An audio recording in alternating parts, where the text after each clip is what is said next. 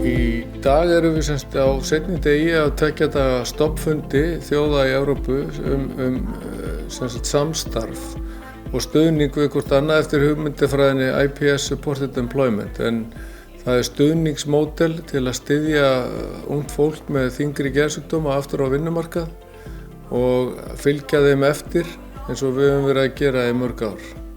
Það er gagnreynd hugmyndafræði sem að snýst fyrst og fremst ekki bara að útvega störf, heldur einnig að fylgja þeim eftir og fylgja þeim úr hlaði og sjá til þess að þau gangi vel.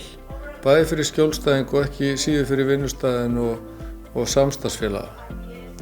Það er grunnurinn að hugmyndafræðinni og kjarninn í henni snýr að hæfileikum skjólstæðinga en ekki takmörkunum með þann grunn leggur maður á stað í atvinnuleitina. Það hefur margsýnt sig að fólk í þessari stöðu, ungt fólk með þunga geðraskanir, það vill vinna, það vill tilheyra samfélaginu, það vill taka þátt og myndi vilja skipta við hvert sem er í vinnu og vera í vinnu. Og þetta er stór hópur, þetta er alveg stór hluti af þeim sem eru atvinnulausir á Íslandi í dag, en það hefur líka sýnt sig að þetta módel virkar best af þess að við þekkjum í dag fyrir þennan hóp.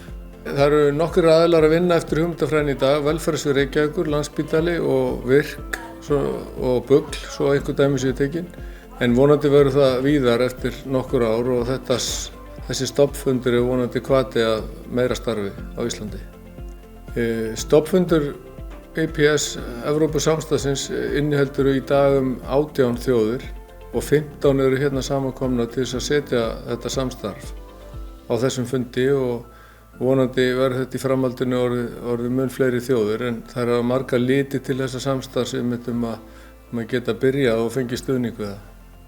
Landspítalinn fékk sem sagt styrk til að halda þennan stoppfund og gerir það í gegnum Erasmus Plus verkefnið og í samstarfi við allar þessar þjóðir þá erum við samankomin hér í dag og allir hafa eitthvað fram að færa, við erum að læra hvorum öðrum og annað slíkt en þessi fundur er náttúrulega tilkomin bara frumkvæði fólk sem er að vinna í þessum bransa, sérstaklega frá Englandi, auðvitað Íslandi, Hollandi, Danmörku, Noregs og annað slíkt.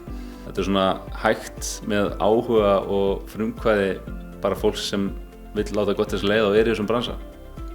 Upphafið af þessum stoppfundi Evrópuþjóðanna er samtal sem við höfum átt á þingum samtaka sem heita IPS Learning Community sem haldin er árlega í Bandaríkjunum þaðan sem hugmyndafræðin kom og þetta samtal hefur leitt af sér þennan skemmtilega dag að við ætlum að stoppsetja Evrópusamstarf og efla það enn frekar innan álfunnar. En það eru þetta skriffinnska og regluverk eru þetta annað í Bandaríkjunum heldur en innan Evrópu.